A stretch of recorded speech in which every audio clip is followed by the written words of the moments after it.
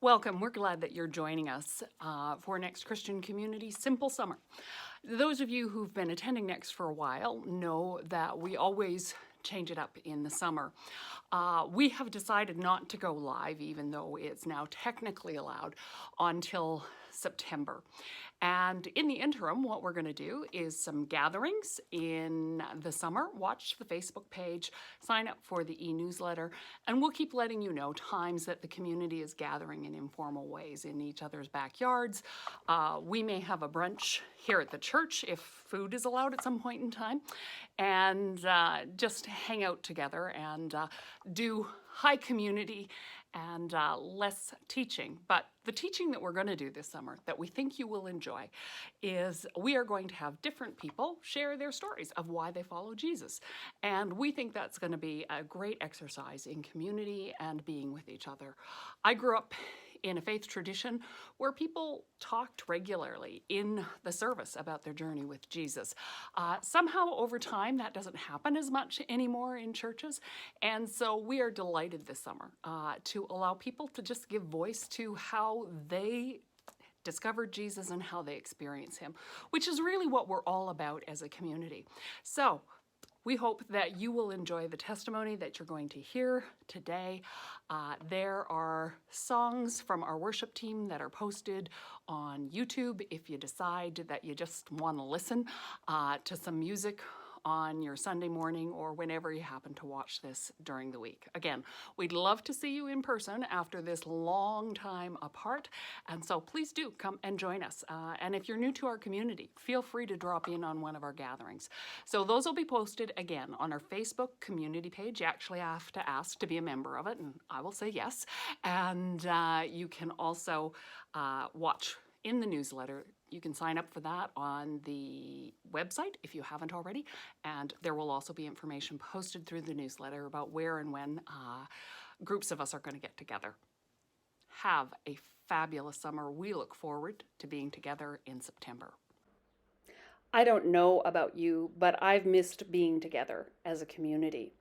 And I'm really excited that this summer we're going to hear from people in our community.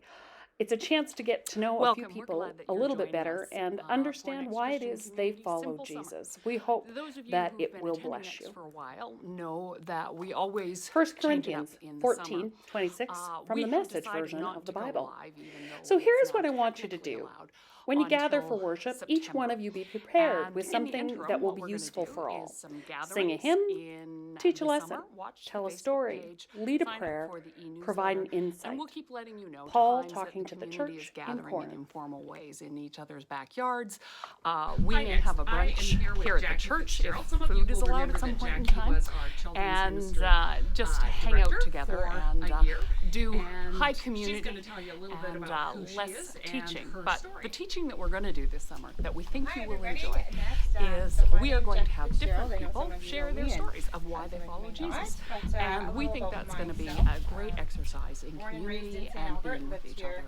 I grew up in a faith tradition where people talked regularly in the service about their journey with Jesus. Somehow over time that doesn't happen as much anymore in churches, and so we are delighted this summer to allow people to just give voice to how they discovered Jesus and how they experience him, which is really what we're all about as a community. So we hope that you will enjoy the testimony that you're going to hear today. There are songs from our worship team that are posted on YouTube if you decide that you just want to listen to some music on your Sunday morning or whenever you happen to watch this during the week. Again, we'd love to see you in person after this long time apart, and so please do come and join us. And if you're new to our community, feel free to drop in on one of our gatherings. So those will be posted again on our Facebook community page. You actually have to ask to be a member of it, and I will say yes. And you can also watch in the newsletter. You can sign up for that on the website if you haven't already, and there will also be information posted through the newsletter about where and when groups of us are going to get together. Have a fabulous summer. We look forward to being together in September. So I became a Christian, or I guess my Christian Christian story was mostly at a young age. So when I was just 5, my parents separated, and we moved. Actually, we were living in Ontario, and we moved back to St. Albert's to live with my grandparents, my mom's parents, and they were very, very devout Catholics. And my granny's still a devout Catholic to this day, and so early memories of the Catholic Church and just being in the Catholic Church. So that was my first memories. And then early on, once we moved back to St. Albert's, my mom had made some new friends who introduced her to a church, which was Born Again Christian. So so we became Born Again Christian. So we were always in churches. I think it was Church on the Rock. It was at the Belrose Convent High School there. We went to that church for quite some time. And then a group of them kind of got together and kind of branched off to do a smaller segment of that church, kind of like Next did. And so then there was a small congregation, and that's just what I remember a lot growing up. We were a small church. I was the child care. I love kids. I went every Sunday, so I took care of all the children. And it was a community. It was a tight-knit community. Every Sunday it was a barbecue at somebody's house or going to a restaurant. Bonanzas. I don't know if I remember Bonanzas. We used to go to Bonanzas every Sunday, so I loved that. But I just always remember church and just being a Christian was part of my life. So my mom also was always reading her Bible. So at a young age, on certain days, you would always see my mom at the kitchen table reading her Bible. She would have her Amy Grant back then was her big thing, right? Playing some Christian music. It was just really intertwined into everything we did. I always loved going to church. Even when I look back to the Catholic churches, like I always somehow just wanted to go to church. And I just always enjoyed it. And I remember once I was about 10 years old and I was sick, and my mom was going to leave me home from church. And I was sort of getting ready, and she's like, "What are you doing, Jackie? You're sick, you need to stay home." And I said, "Well, how am I supposed to get better if I don't go to church?" So just having that faith really young, I always, I know I started praying every night at a young age. I feel like I've always done it. And I don't know what the difference is. So my sisters, who many of you know, I know a lot of you are their clients, are believers in God, raised in the same home, raised in the same church, but they have kind of strayed from the church, and even their faith. They'll often call me to say, "Jackie, can you pray about this?" And I'll say, "Well, you can pray as well too." So I don't know what the difference is or why I stuck with my faith, and my sisters don't. I don't know what the difference is, but. So I guess that's kind of the history. So so I was a Christian. We went to churches. Obviously, as I got older, you just kind of, I think, going through teenage years, you want to sleep in on Sundays and you don't want to get up to go to church. But I always still prayed. And then my mom had a little while, she had, I think with our small church, if I remember correctly, they started to move. I think quite a few of them ended up moving to BC for different reasons, and it kind of fell apart. And after that, my mom moved around to a few different churches, and I don't know specifics because I never really talked about it, but things happened that were hurtful to her, that things were happening in these churches.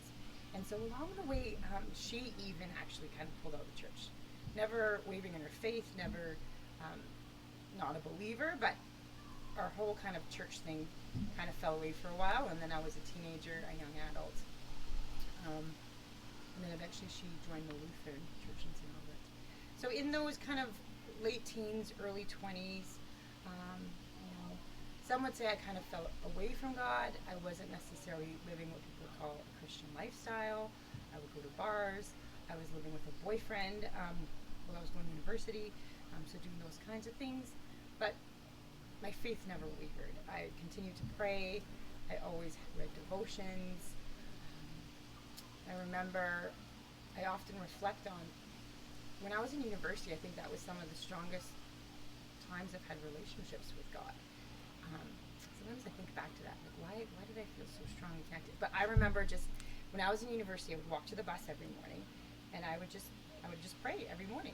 But it was always like talking to your best friend. It was just like, here's, and yeah, I just had such a strong faith. And I remember, first getting into Grant MacEwan, and then to get to Grant MacEwan, you had to transfer to the U of A, so you could not finish your education degree. And that year, you could get a pre-acceptance to transfer. You had to have a 3.7 GPA, which was quite high. I was not there. It was like a 3 GPA.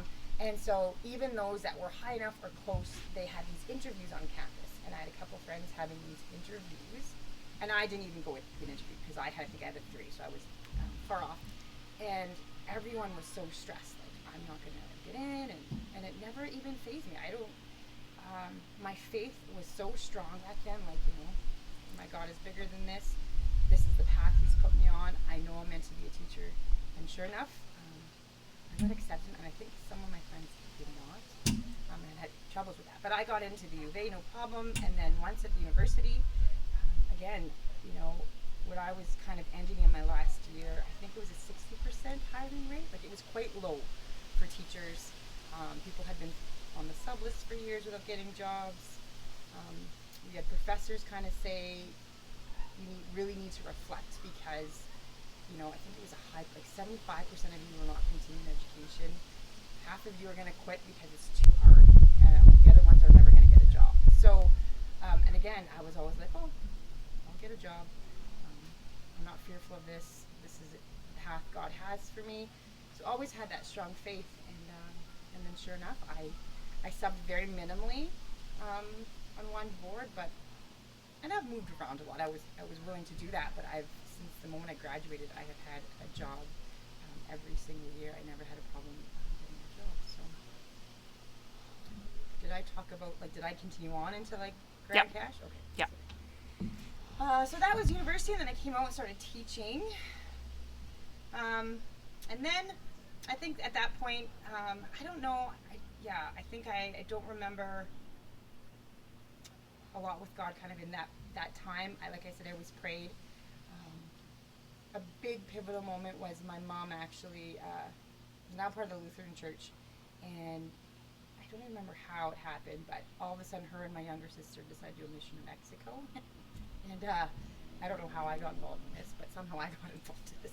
And so we ended up going on a mission to Mexico, which is, I think, a big turning point for me. Being back with other believers, we would still have church every day when we were in Mexico. That was really, I don't know, it kind of felt like coming home. And I remember it was a really big reflecting period for me. I was in a relationship at the time that I don't think was a good relationship, and kind of came back and made some changes. So that was kind of a point where I was like, yes, I need to get back to God. I'd say the next couple of years were probably just like, it's there, God's calling you, but you just kind of keep doing your thing. And then I went to Hong Kong to take a teaching job, which was a fantastic experience. And again, there, it's like everyone always knew I was a Christian. It was never anything I hid. Even, my friends were always, calling me to pray for them and those kinds of things. And in Hong Kong, again, not living the most Christian lifestyle people would call it. It's a very big, there's a lot of money there. There's a very big party scene there. There's a lot of young people there. But really just being called back to God. And I remember being there, and it was a great time. We traveled a lot and having so much fun, but I just knew this, it was like a crossroads. I felt like, do you want this lifestyle, Jackie? While I was there, I had dated a few men with a lot of money, right? So this is not this. If you want this, Jackie, you can have this. Or maybe you want something else. And I remember feeling like it just feels silly, but this is not what I want. I need to get back to God, and it's not here. And I remember praying, and I would go back and forth of finishing up the first year and coming home, or staying there and continuing. And I prayed a lot about it. And I did try to find some churches in Hong Kong. It's obviously very different there. There's not a whole lot of Christians. But I read my devotions. I prayed the whole time. And in the end, I really wanted to get back to my Christian roots. And so I took a position at a Christian school. And I think that was my way of forcing myself. Like, you need to do this, Jackie. And so I got offered a kindergarten teaching position at a Christian school in Grant Cash, even before I left Hong Kong. So I made this choice, like, I want family. I want to be in the church. I want to be with God. And so yeah, I think taking that job was me saying, this is going to force you to get back there. So I came home from Hong Kong. I had about, I want to say it was like not even a month, just a month at home before I was scheduled to move to Grande Cache. And I landed on Tuesday, and I believe by Sunday I was pregnant with Rana, which I didn't know at the time. So I had met Jeff literally 2 days after landing home. And so that was an interesting journey for sure. I ended up moving to Grande Cache, breaking up with Jeff because it was going to be long distance, and that's a hard thing. And moving to Grande Cache, thinking to myself, this is it. I'm taking this Christian teaching position. I'm going to join a church when I get there. And I did. I did join a church really quickly. And then I found out I was pregnant, which was very shocking, to say the least. A very hard time in my life because obviously there was a lot of questions surrounding who the father was. Even Jeff questioned that, rightfully so. And then being at a Christian school, not being married. At that point, I had no boyfriend to anybody who just met me. So that was that. So I hid the pregnancy for quite some time. I started attending this church quite regularly, and I remember going to the pastor and talking to him. And I was really scared. I was really nervous. I was scared. I didn't know how to tell my principal this. I didn't know what I was going to do. And I think my faith had always been strong. I'm coming back to the church. This is where God wants me to be. And so this is where I'm going to go to get help and to feel safe and secure. And he's going to help me with answers. And in the end, he said, you need to marry this man. And I remember just feeling hurt and disappointed. And I said, well, no, I'm not going to marry. Maybe I will. I mean, I did. Yeah. But at that time, no, that's not the right answer here. That's not. And he was like, this is what you need to do to make it right. And I remember feeling hurt. I mean, hindsight, I do think it was, Satan a little bit there, coming back, because my mom had been hurt by churches so many times. I'd been away in some ways. Not that my mom had taught us that, but that's what I'd learned along the way, right? Churches, like we all know, some Christians can be not Christian. So I think that was kind of all of a sudden I was like, what's happening here? But that was just kind of a side point. In the end, the community, once I told them, was very supportive. I remember the principal offering me a transfer because this had happened to another teacher in this particular Christian program who, in a different city, not Grande Cache, but he had heard stories how their car was vandalized and they were it was bad. So he was like, I'm going to offer you a transfer if you, and I was like, no, I don't need a transfer. And when it came out, the parents were just so supportive. They threw me a surprise baby shower. They were just so supportive. I had to pack everything up when I was 9 months pregnant. I had 2 dads come out to pack up. Jeff did come out too, but they moved me. The community came together and moved me. Many of them I'm actually still friends with on Facebook. They all Facebooked me and said, you want to see this beautiful baby? And so yeah, I think that was a really, really good start of restoring my faith in Christians and church and in God. And I remember going through that really hard time too. And I was crying. I was pregnant and I was crying in the bottom of the shower. And at that point, I didn't know what was going to happen with me and Jeff. I didn't know what was going to happen with this baby. I was raised by a single mom. I didn't want to be a single mom. And I was crying, and I remember it's the only time to this day I've ever heard God speak to me audibly, but he said, it's going to be okay. And it's such simple words. And I remember just being like, who said that? This booming voice to me in this moment. And yeah, I think that was the start of that. And throughout my marriage with Jeff even, I've often reminded of that. There's been times we've gone through hard times, and I mean, it's true, and I'll say, nope, God told me it was going to be okay, and it's going to be okay. So yeah, so that was my journey, and so I moved back here. Me and Jeff decided decided to make a go of it. He had accepted Ryland as his own really early on. We all know it is hope. But so, you know, that was another. I feel like that was God too. I don't think many men would have jumped on board so quickly.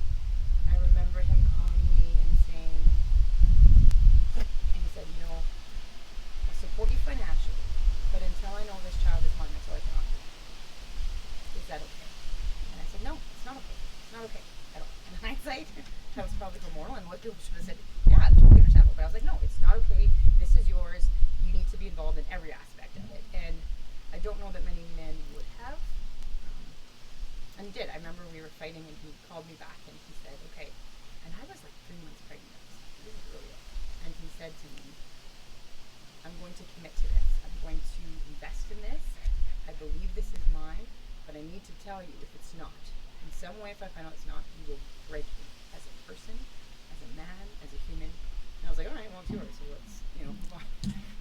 I don't think that many men would have. But so I moved back to Edmonton a month before I was due, and me and Jeff at that point had stayed. We were friends. We weren't even because we wanted to stay safe. But then we said, okay, right before he was born, we're ready. We built this friendship. We respect each other. We're gonna try this relationship thing. And so yeah, so that worked out. And then we had Ryland, and then just really at that point was really committed to getting back to the church and really wanting my son to be raised in a church the way I was and having fond memories. And so he was not even one when we started shopping around for churches. I remember my mom coming with me, we went to a few, and my sister's in-laws, so the Sewers, who went to Next, and had highly recommended it, and I had been a couple times at that point. And so, yeah, so we came to Next, and that was that, and Ryland pretty much grew up in Next. We went to church quite regularly, we were regular attenders. So yeah, and through that journey too, Jeff had wavered away from God as well. His parents were Christians, his mom was a devout Christian, and unfortunately the year before I met him, his mom had passed away, which made him very angry with God, which is very understandable. So when I met him and I did my search for a church, he was not involved. Like, he was like, I love your faith, I believe in God too, but I'm not there. And at that point I was okay with it. Like, I remember praying about it, being like, I'm okay with this. But eventually, as many of you know, he became a big part of that church actually as well. And I think just me being showing my faith in the church, it just showed him too. And so he started coming to church, and then I got pregnant with Quinn, and that was a tough pregnancy. My water broke early. I was on bed rest. Then she was in the NICU.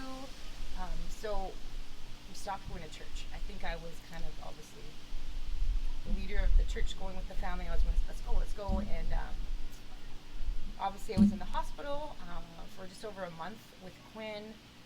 And then once she was out, we couldn't really go out because she was a preemie, so you have to kill germs. And then she was not old at all, maybe a month old, and my back, my disc, I herniated a disc in my back. They think it happened to give birth. So then I couldn't walk. Long story short, as some of you might not know us very well in Next, we were really regular for a good chunk of time there, and then we kind of fell away. Quinn came early, herniated my disc, and then Quinn actually didn't sleep for 2 years. She woke up every 2 hours screaming and crying, which is a whole other story. And that also brought me closer to God, because you pray a lot when you're sleep deprived, that's for sure. But we really stopped going to church in that time. But never stopped believing, never stopped praying, never stopped reading my Bible, never stopped being a devoted Christian. And and then I heard him calling me back again to the church, and I took that role at Next as the children's ministry leader. I don't know what it was. But yeah, and so then COVID hit. But yeah, so that's kind of my journey. I've always loved the church. I've never stopped believing. No matter what happened, I never stopped praying. I never stopped hearing from God. I feel like God had talked to me a lot. I just feel like I had a really strong relationship with God I was a child, and I'm not sure, I don't know why, but I just, That's great. So when I first found out I was pregnant with Rylan, it was a difficult time. Obviously, didn't know Jeff that well. Questioning if it was his. Even people close to me was questioning if it was his, which was a hard thing to go through. And then being at a Christian school, it was a really tough time. And I remember feeling very lonely. I had made this decision to move to Grand Cache. I had no family there. I was working at this Christian school, so didn't know anybody, was trying to find this, and I remember being in the shower and just sobbing. I can't do this, God, this is too hard. And it's the only time I've ever heard an audible voice, and God clearly said, it will be okay, as I was on the bathtub. And throughout our marriage, there's been times, as anyone who's married will tell you, it's not the easiest thing. There has been moments where I've just been like, this is hard, and every time I remember that voice, and it ends up being okay. So I think that was a really pivotal moment. And I knew when he said that, I knew what he meant in every way, like in Rylan, in Jeff, in our marriage, and everything. So yeah, that was a big pivotal moment for us, for sure.